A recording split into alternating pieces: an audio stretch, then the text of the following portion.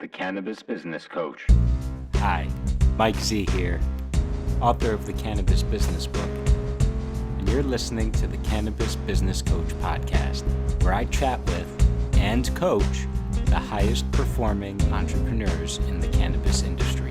Hi, Mike Z is. Hi, Mike Z is. Hi, Mike Z is the Cannabis Business Coach. Hi, Mike Z here, and on today's episode of the Cannabis Business Coach podcast, you're in for a real treat because this is the first time ever I've got not one, but two very special guests, and they're part of one of the coolest, most successful, well-known companies in the cannabis world. So I'm really excited to have Jackie Kim, the Senior Marketing Manager for STIIIZY, as well as Charmaine Chua, the SVP of Sales for STIIIZY, joining us today.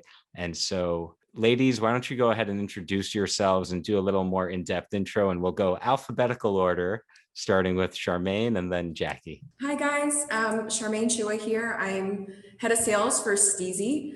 I've been with the cannabis industry now for about 2 years, which feels like forever.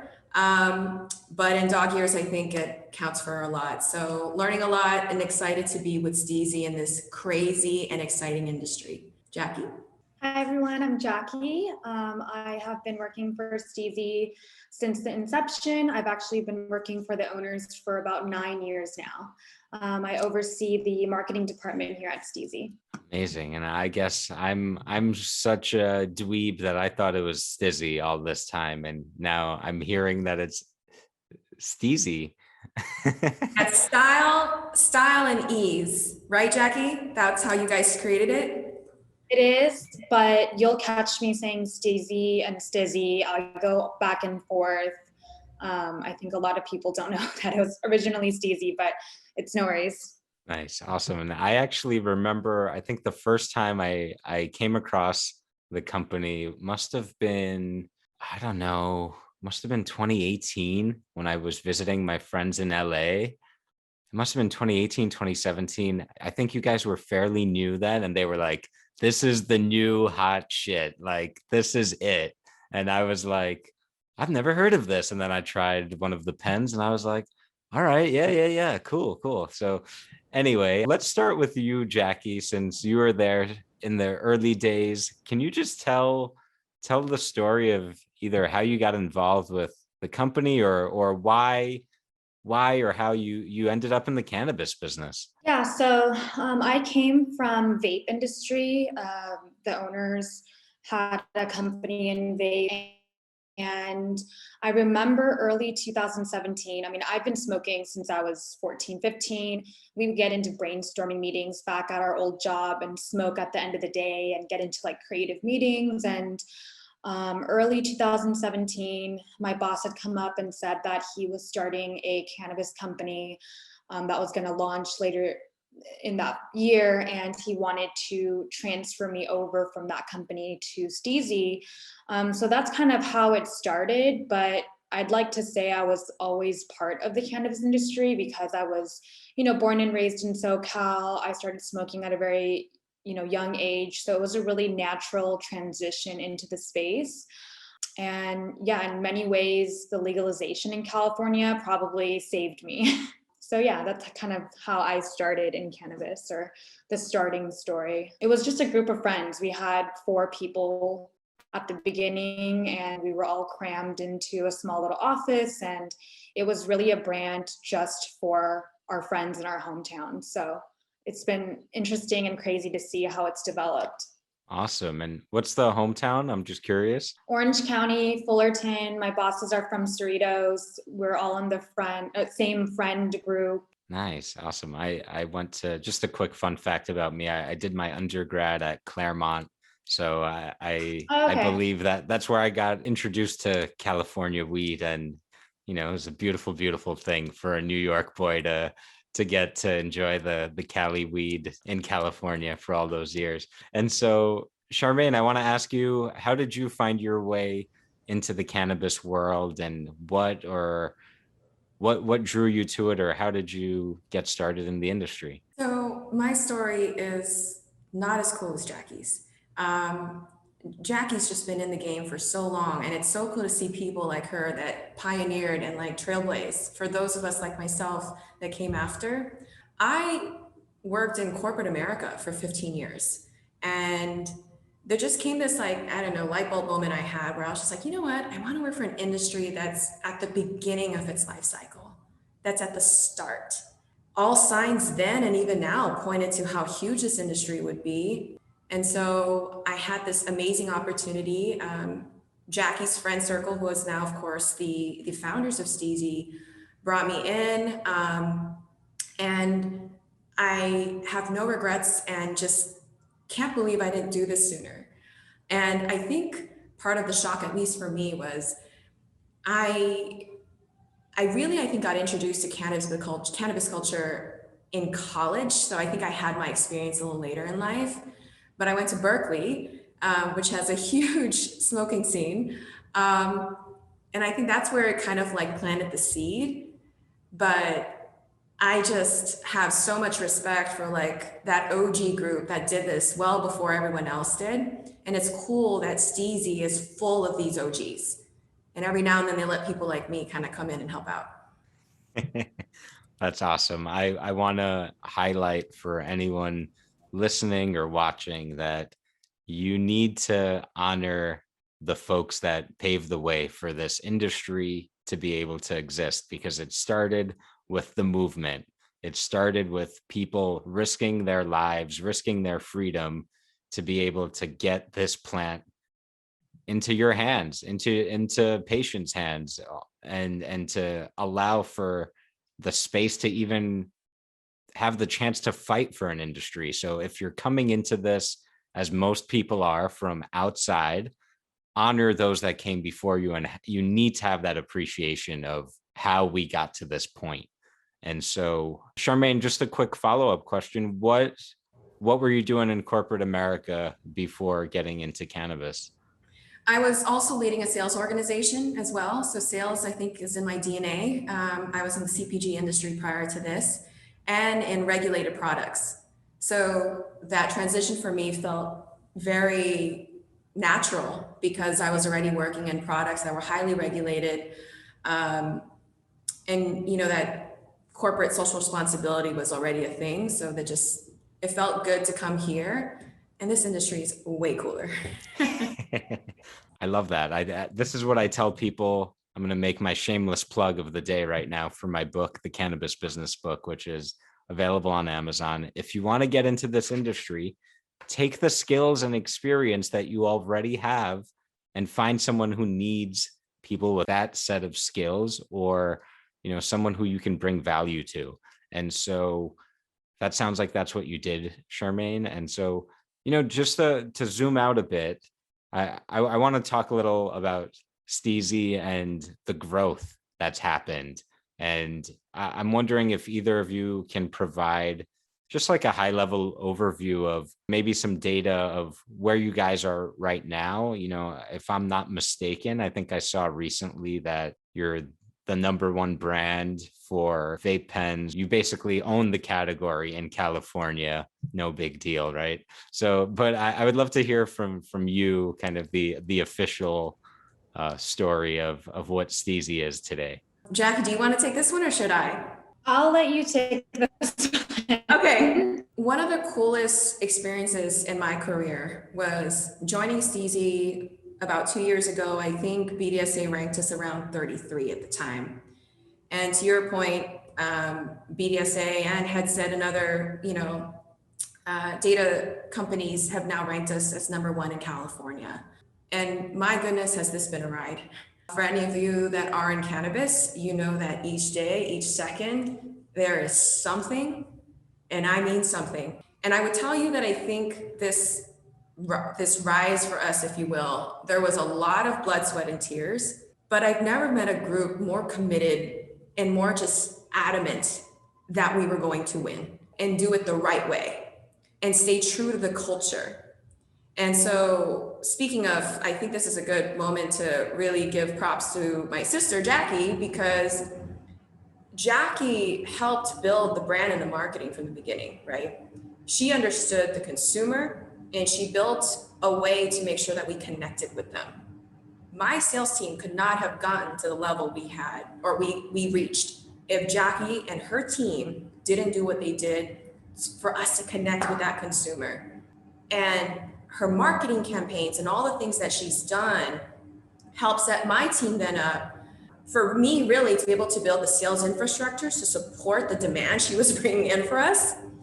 And that's another kind of challenge in itself, was the demand spiked with Jackie. Then you have these moments throughout the years that really took us to the next level. The nerdy girl in me is going to tell you the demand curve shift with really key moments in the industry, one of which was COVID.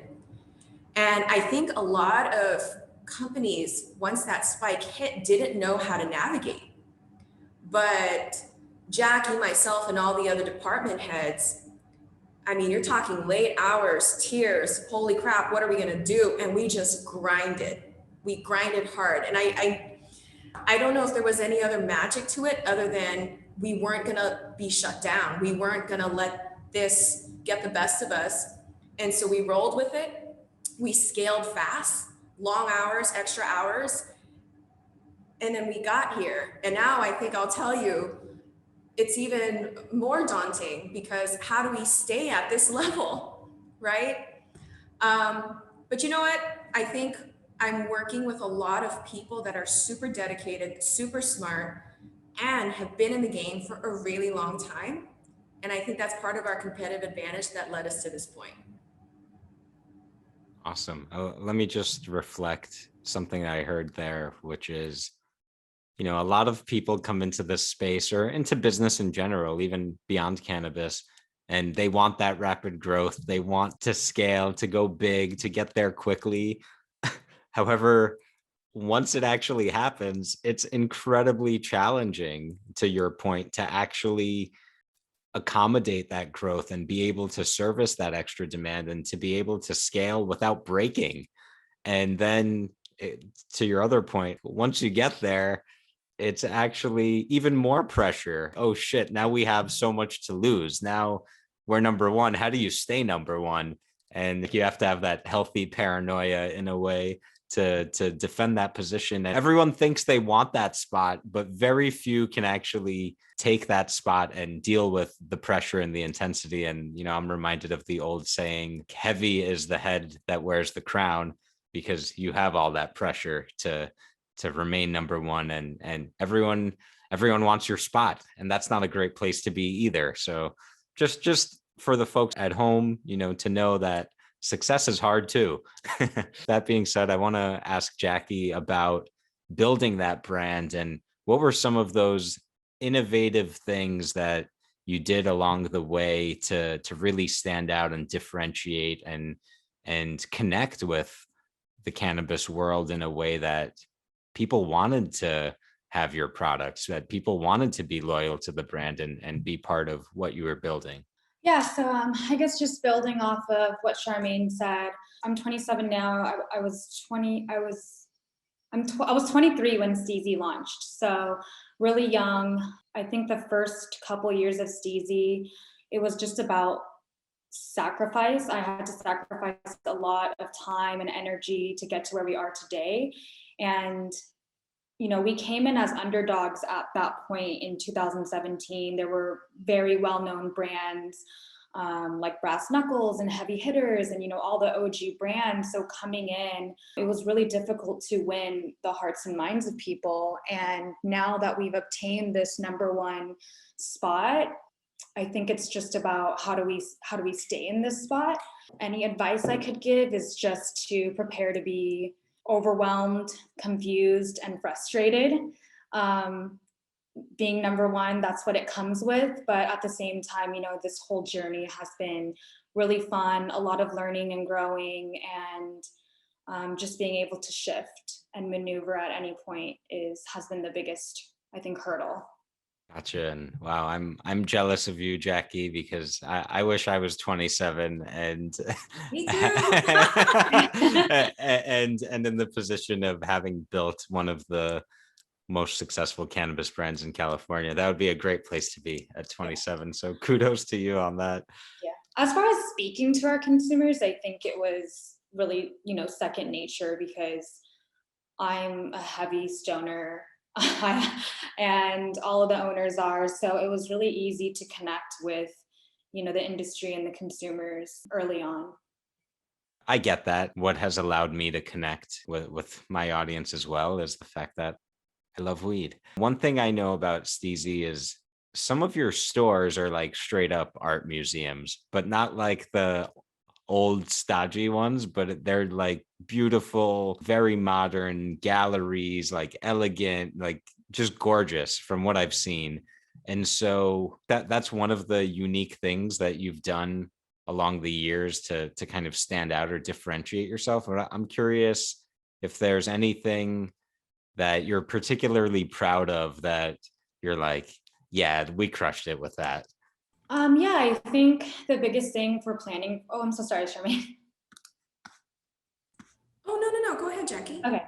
It was really important for me to support the community, and art played a big role in cannabis, which is why a lot of our stores, I think one of the proudest things I have for the store is that we work with a lot of local artists. So in different cities that our stores open in. And so I think that was kind of like the biggest thing, supporting the art community, music community, and combining art culture and music culture with cannabis.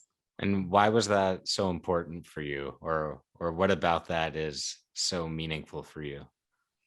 I think for myself and the owners, art is a huge part of our lives. My boss has, tattoos. His whole body is covered in tattoos. Like he's gone to the extent of even lasering off his entire body just to put new work on there. And so art is really important to us. And so when we were, designing the store, my idea was to incorporate art into it and make it feel more of like an experiential store than just a cannabis store. So that when anyone who comes in, they fully understand that, what STIIIZY is about, what we live and breathe for. So that was really important to incorporate. Awesome. Cool. And I see you have a nice piece of art on the floor over there. That's been catching my eye. Much better than my Mickey Mouse poster. I'll trade you. It's by a local photographer. Ooh. Yeah. Very cool. Very cool. And so Charmaine, I want to ask you, what's your experience been like building a sales team and a sales organization in cannabis as opposed to in other industries? So for me, when people from outside the industry ask me what it's like, I feel like cannabis is equivalent to building this rocket ship while you are flying it. Not just an airplane, but a rocket ship to Mars that should have left last week, right? And so I think there's so many ups and downs in this industry. I don't think outsiders understand the severity of the ups and downs that we face.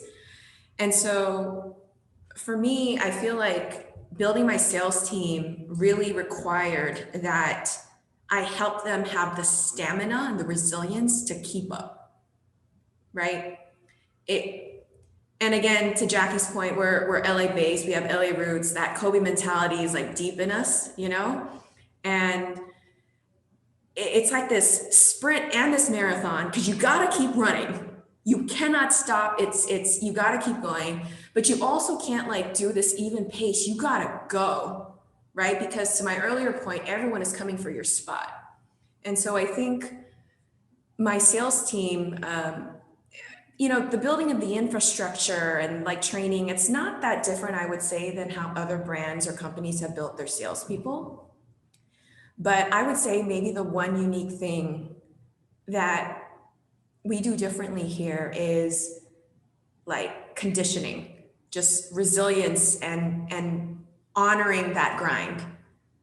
And those that can grind with us, like grow and do more within the company. And that's the other thing also I think people don't see, because we don't look like a traditional company. I mean, to Jackie's point, all of the founders are tatted up. Jackie's in charge of this huge marketing machine, and she's so young, you know, and it's just so cool to see how the cannabis industry does things differently. And I guess for me, again, going back to the question, it's about resilience and it's about hustle. Yeah, I feel everything that you said, especially sprinting the marathon. That is being a cannabis entrepreneur working in this industry is sprinting the marathon. And I love the Mamba mentality. For everyone listening, get Kobe's book and then get Tim Grover's book, Relentless. He was Kobe and MJ's trainer, and talk about mindset and you know what it takes to be resilient and succeed. That those are two great books. I'll link that in the show notes. I will offer the counterpoint though, which is you have to balance that with self-care, and part of being able to have that stamina and being able to sprint the marathon is also having time and space to rest and recover, because otherwise you're going to burn out in this industry, because the roller coaster never ends and there's always more that can be done. And I find that it's critically important to either create that structure for yourself to have rest and to have time to recharge, or work with someone that can help you put that in place, because otherwise it's very easy to burn out. When you're exhausted, you're not very creative or productive, so you're not really an asset at that point. Anyway, with that being said, I'm curious to hear, and feel free to say we don't want to share this, that's fine. From a revenue standpoint or from a sales target or something like that, I would love to get some kind of dollar figure on what does a category king in California cannabis do as far as revenue numbers or anything that you're comfortable sharing, just to give a sense of scale to the audience of what we're talking about here. So I guess I'll take that question since it's, I guess, sales specific. What I'll tell you, Mike, is I'm not technically allowed to divulge that number. However, I think when you look at BDSA data, it'll show you like projections, for example, of where we're at. And it typically has shown us to be around, I want to say, maybe 15 mil a month. I will not confirm nor deny those numbers. We may be higher, and I'll leave it at that. All right, awesome. I appreciate that. And I know it's a sensitive question, but that gives a sense of what we're talking about here. So in case anyone has any doubt that cannabis is an attractive industry, rest assured it is. I had another question that's now slipping my mind. Hopefully it will come back to me. Oh, yes. Oh, here we go. So there's a common misconception that cannabis sells itself. And I venture to guess you know, by the responses I'm seeing from you, that you know that that's nonsense. And so I'm just curious to get your perspective on, you know, and maybe the question is, what does it actually take to stand out and to get to that number one spot? Because it doesn't just sell itself, especially in a crowded marketplace like California, where there's so many brands and products and all that. So any thoughts there for folks who think that it sells itself and that's their game plan?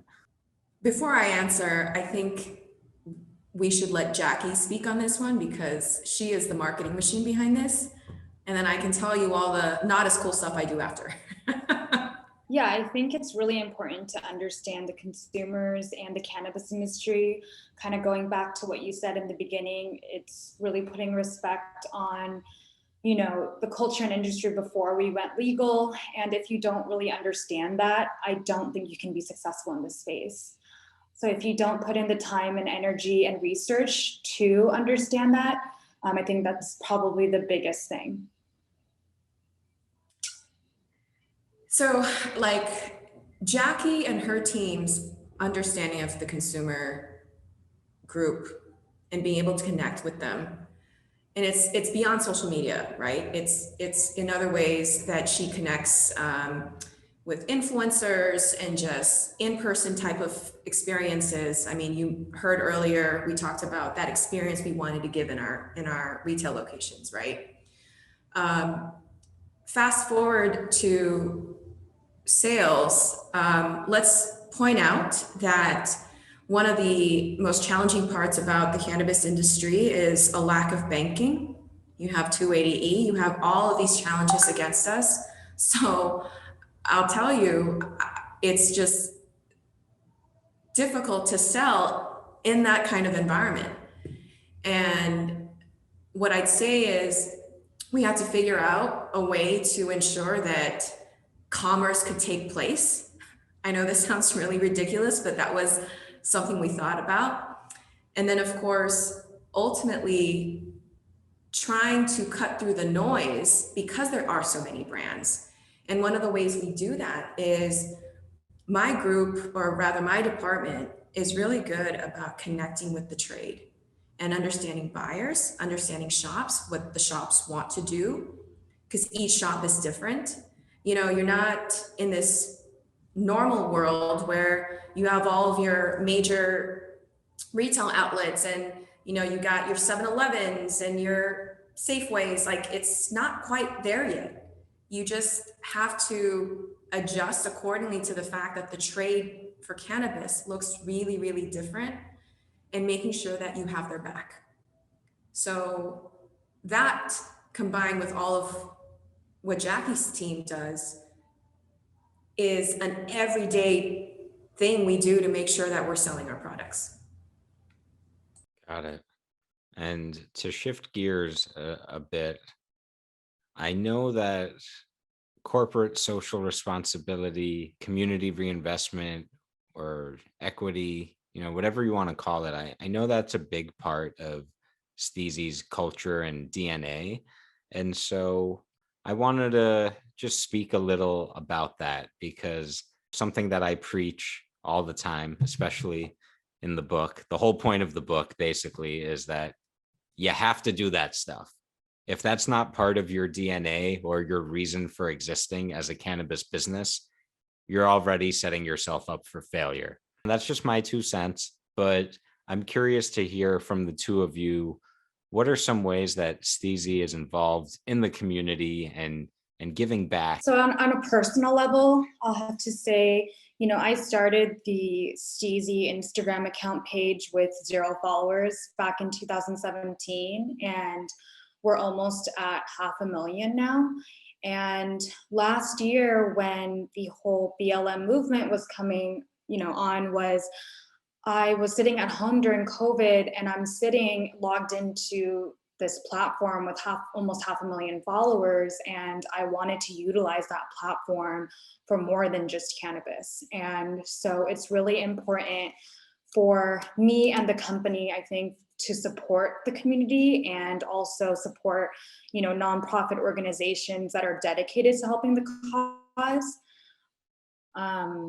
Every quarter, we work with nonprofit organizations to support, you know, things that we believe in. So that's kind of how it started. And, you know, we have dedicated in the last year a team just for this now. And so that's been a really rewarding experience in the last year, to be a part of an organization like this and to be able to even make decisions like this for the company. Wow. So I'm hearing you guys have a whole team dedicated to just community service type work. Small team, a team of 4 right now, but Hiring. in the last year, you know, Yeah. that's something. I got 5 on it. I could be the 5th guy, you know? Hey. No, that's awesome. I'm hearing the awareness of, hey, we have this platform and it's not just about cannabis, even though that's the core of it. As it seems like we all here understand that when you get to the root of it, cannabis is, at least in my eyes, a human rights issue. And it's all about justice, and it's all about just making the world better. And so you didn't have to do any of that stuff, right? You're already in that number 1 spot. Business is going A-okay. You don't have to do any of that stuff, but that's what separates the people who are doing this just to make money, which again, I think if you're one of those people, God bless you, but you're probably not going to make that much money in cannabis. You're probably better off somewhere else. and the people who are doing this because this is in line with the core of their belief system and their being and what they want to create in the world, which is healing and compassion and equity, which I think is at the heart of cannabis, at least for me. So I think that's really cool. And also just to go from 0 to 500,000 in a few years, that's awesome. So to shift gears, oh, actually, Charmaine, did you want to add anything on this? Because I feel like I didn't give you a chance. So. Oh, no, Jackie nailed most of it. I think the only maybe a couple things I'd add is one of the cool things I've seen our team do is our community outreach is very like grassroots style. Yes, we donate to big causes because they're in great places or positions to really move the needle on things. But we're really like local outreach style. Like we like to reach out. We are really big about supporting the street vendors, for example. And we just like to help nonprofits, even the small ones, you know, because they need help and visibility, and we help create that. And if you look through our IG, you'll see what our outreach is like, and it's very genuine. It comes from the heart. We don't really do it necessarily, you know, for those. We actually don't even really do it for corporate social responsibility points. I think luckily for us, that's like, it happens after, of course, but we do it because the founders are really committed to it. We want to give back to the community. And, you know, on top of that too, I would say we're also huge proponents of social equity.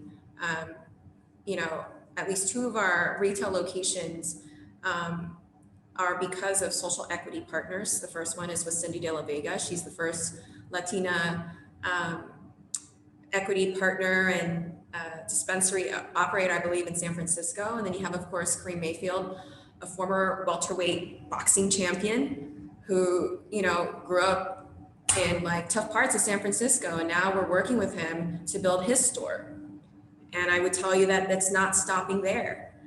We have to figure out ways to actively support, you know, the Black and brown people that were disproportionately affected by the war on drugs. We're very, very sensitive to that. And we just want to work with everyone and make sure that they have a shot. Awesome. I'm curious, what are you most excited about right now in the cannabis world? And either one of you can jump in, whoever's more excited. I think just, you know, the growth and opportunities available within the space. It's, you know, it's the Wild West out here.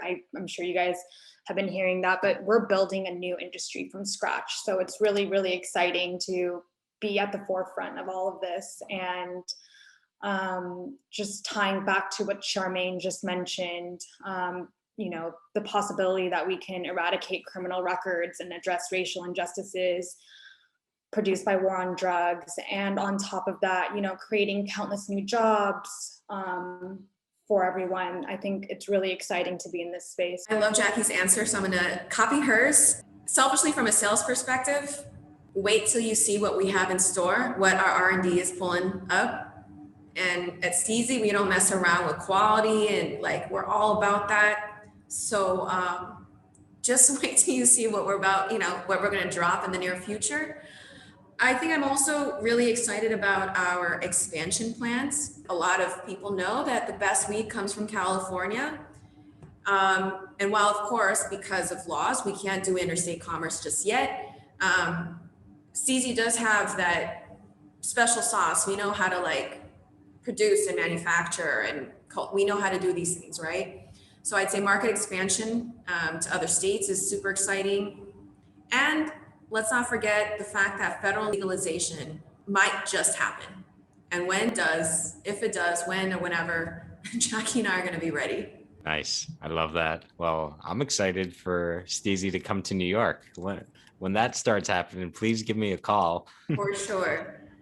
Let me ask you, what's it like being a woman in an executive role in a cannabis company? Is it different? Do you feel like the cannabis industry is more progressive? Do you feel like people give you more respect than you would have gotten in corporate? Or do you find that there's some of the same challenges that you'd face in leadership elsewhere? For me personally, the STIIIZY way, we call it the STIIIZY way internally. The STIIIZY way is all about hustle. It's about hard work. And I don't feel like I've ever been judged or treated differently because I'm a woman. Now that's my personal experience. The founders, I think, are just as tough on me and Jackie as they are any other man in this company. And I like to think that Jackie and I have armor like no one's business, right? So I would say I don't think I am treated differently. I think it is important, though, that we acknowledge that there's not still a lot of women and women of color in the cannabis industry. There's not enough of that yet. We have to do something about that. And I think when they are given a chance to come through, we have to be super supportive of where they came from and to be mindful that they think and they act and they deliver in a very different way. Now, I realize that perhaps I don't feel like I'm being treated differently because I'm in an executive role, and perhaps it's just not a thing for me personally. But I think the fact that women in general, especially women of color, struggle as they move up, their career, we have to figure out a way to do business differently, because I think women bring a lot to the table. And I think it's evidenced by the fact that Jackie and I are able to help influence and direct different strategies throughout the company. And we're both girls, I'm proud of it too. So that is how I think I would express how I feel like I've been treated, which is no different, but I realize that not everyone may have the same experience as me.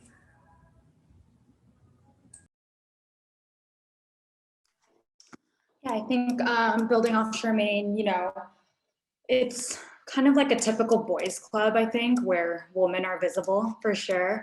The legalization of the industry is dominated by men, and I think white men in particular, from just growers and investors. And so seeing this unfold, it's really important for me to create, a space representative of women, and just to have the chance to build one of the most inclusive industries in the world is exciting for me. I lead a team of 10 girls on my social and influencer managing team. So I, personally haven't felt any disadvantages, but I do know that, I think I read a report that the industry is less than 40% women. So I'm excited to kind of see that, change as the cannabis industry grows.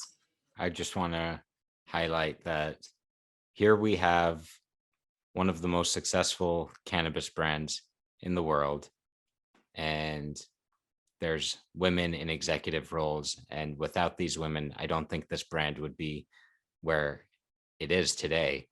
And so if you're one of these old school white guys coming from a different industry and you don't understand that you need diversity on your team, that this is a competitive advantage and something that's actually going to help you to grow your business, then I think you need some help, quite frankly, because, I'm maybe non-traditional in that I'm like, women are, and this is just my experience in my coaching business, is that women are so much better at getting shit done. Like they're so much easier to work with in my experience than guys, because I find that there's, and again, this is just my experience, but I find that there's less ego and there's more of, self-awareness, empathy, and honestly, in a lot of cases, a lot more toughness. So men, step your game up. I'm challenging you all. So, I'm going to get canceled. No, just kidding. Okay, so then let me ask just kind of a follow-up. what advice do you have for women and women of color that want to get into this industry? Jackie, do you want to go first since you are a pioneer? I'll go after. Yeah, I'm trying to think. I would say just kind of getting your name out there. I think networking is probably the biggest thing. The industry is, growing and changing every day. So there's lots of opportunities, but with that comes an interest for a lot of people to come into this space. So to kind of have a foot in the door is probably something, and just kind of speak up, I think, and stand your ground. That's kind of the biggest thing, I think. What I would add to that is I think networking is key. Like, if you heard Jackie's story and how she got into the industry, it's because this was her friend group, right? I was also fortunate enough that in my network that it brought me to the founders of STIIIZY. I wasn't really like recruiting myself at the time, but I couldn't agree with Jackie more. This is about really being able to successfully network within the cannabis industry. And the thing I'd add to that is try to get with people that have been doing it for a long time. I think this industry is definitely full of newcomers, and I don't know if all the newcomers have figured it out yet, right? And the thing to think about is you have to really understand the industry, what it was like before everything got legal. You gotta get into the mind of these OGs, as I say, because they have so much experience in this, and newcomers like myself could have never expected that this industry would be as difficult and as complicated as it is. So get with the right people so that you network with them, and hopefully they take you under their wing and you blossom that way. Because it's hard though. You got to sort through the ones that know what they're doing versus the ones that don't. So good luck with that. I couldn't agree with you more. And I think, again, as a point of awareness for the outsiders or the newcomers, people have been doing this work for decades. And when you talk about institutional knowledge, or even just what I consider the technical, hands-on, plant-touching experience, anyone who's been doing that for any significant amount of time had been doing that underground.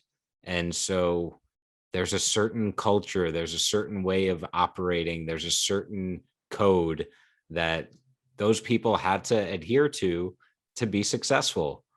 So that's one part of it, is just having that awareness. And the other part is those are the people that have the knowledge. And even, I'm an outsider. I came into this world as a consumer, 7 years ago, and I learned about cannabis and said, oh shit, I want to educate people about this because this is such a mind-blowing, amazing plant. And I still to this day have mentors in the underground world, because those are the people that know, those are the people that are operating and have been operating for many, many years and studying this plant and the industry and building it in a way that you can't possibly match that. If you don't have the experience, there's no way to really, it's great. I love my book. I love other books, but there's only so much you can learn in a book without actually getting your hands dirty. And so it's something that I do want to echo as well, that not only do you have to network, but you have to find, and it's hard, like Charmaine said, it's hard to find people who are going to be willing to share, right? Because they've kind of earned the battle scars and the knowledge through years and years of fire, right? And finding people that not only have the good information, who have done it with integrity and with care and with, I guess, the right mindset of trying to be the best and trying to put forth the best possible products and the highest standards, as opposed to, finding another master grower or extract artist or whoever that will tell you that, their stuff is the best and they have nothing to learn. Because, from the people that I've met who have, even the people who have really been doing it at a long time, at a high level, etc., they will be the first ones to tell you that they have a lot to learn, because there's so much. It's impossible to know everything about cannabis, and anyone who tells you that they're, the grand poobah or the expert, or they know it all, that's your first warning sign to be extra skeptical of those folks, in my opinion. Anyway, Can I just say, yeah, go for it. I could not agree with you more. Like I've seen people, maybe post on LinkedIn or something that it was going to be their last day in cannabis because, and mind you, they have PhDs, they have like all of this amazing experience. And it was a lot, it was like this expression of, no one is listening to me because I know everything. And I'm like, that's probably why you're leaving. It's that you actually think you know more, and it doesn't mean that their smarts or their background can't help, but cannabis is such a unique industry. You have to honor and respect how it's currently working and work through its challenges, because yes, that really amazing idea you have, the industry would benefit from it, but it may not be ready for it just yet. So you have to be a little bit more realistic and really listen and humble yourself to those that came before you, understand how it is first, instead of coming in thinking you know everything. That's where I think I've seen a lot of people try to cross over, not succeed. Right. To that point, I hate when people call me an expert. That like immediately makes me like, oh no, because like when I think of people who I consider cannabis experts, I know like nothing compared to them. I hate when people say when anyone claims to be a cannabis expert. Like I've never seen the real experts ever say that. They'll always like, yeah, I know a little. I'm learning. In fact, the line that I always hear from them is that like, I'm learning more and more every day. I'm learning something new about this plant every day. And those people who in my judgment really aspire to be world class or have the highest standards for whatever they're doing, they're constantly learning. They have that love for the pursuit of knowledge, and they know that there's so much more to this plant that we haven't even begun to understand. And it's a constant mission to go and learn more. Just wanted to put that out there. Jackie, did you have something to add? One thing I can just say is you don't have to reinvent the wheel. You just have to apply what you do best and own, your current experience and skill set. I did not come into this industry as a cannabis expert. I still am not. I just loved weed and that was it. But there is space in this industry for professionals from, HR to marketing to bookkeeping to operations to sales and, other skill sets that can be applied to be a part of this industry. And so I think, just to build off of that, that's kind of what I have to say. Awesome. I love that. And it's funny just to reflect on that. The cannabis experts are the people who are growing it, who are extracting it, who are, with the plant like 10 plus hours a day for many, many years. Those people are cannabis experts, at least in my eyes. Anyway. Hey, don't downplay yourself. I think it's really, really cool what you're doing. And if I didn't have the network or just wasn't ready yet, your podcast help people that are curious better understand the industry. And I'm really grateful for for your platform and what you're doing with it. Expert is semantics, but I think it's really cool what you're doing, and bringing these diverse perspectives so that people that are interested can make better decisions about how to come into the industry. Awesome. Well, thank you so much for that. I appreciate that. And, I would just respond to that's me coaching. That's not me being a cannabis expert. Ladies, I want to be mindful of your time. I see we're coming up on the hour. And so I want to thank you for joining me, and also just give you the chance to make any closing remarks and to share, where can people go if they want to connect with STIIIZY, get to know about your business, your products? And we'll go reverse alphabetical order this time. Okay, yeah. I just want to thank you for your time and having us on. I'll depart with just stay STIIIZY, and you can find me and connect with me and myself and Charmaine probably on LinkedIn or, whatever, and all my contact information's on there. So yeah. Oh, and what's the Instagram for STIIIZY for the folks that don't know? Just STIIIZY, STIIIZY. That's 3 I's. What Jackie said. Awesome. Ladies, thank you so much. It's been my honor and pleasure to have you on the show and to be able to share your insights and your story. And you stay STIIIZY. I'm sure you will. I have no doubt about it. And I'll take it easy and you stay STIIIZY. And then hopefully my jokes aren't too cheesy. Bye, Mike. Hi, Mike Z is. Hi, Mike Z is. Hi, Mike Z is the cannabis business coach. Hi, Mike Z is. Hi, Mike Z is. Hi, Mike Z is the cannabis business coach.